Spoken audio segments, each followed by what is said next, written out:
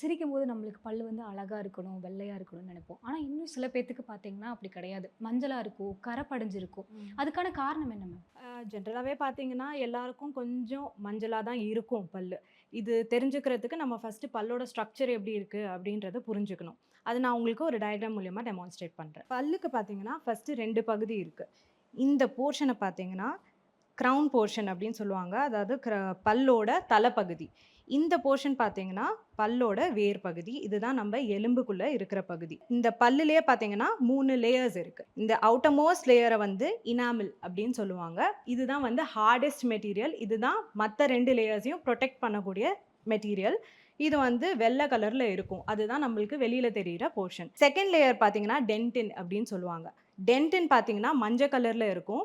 இதுல வந்து மைன்யூட்டா டென்டினல் டியூபியூல்ஸ் அப்படின்னு சொல்லக்கூடிய டென்டினல் குழாய்கள் இருக்கும்.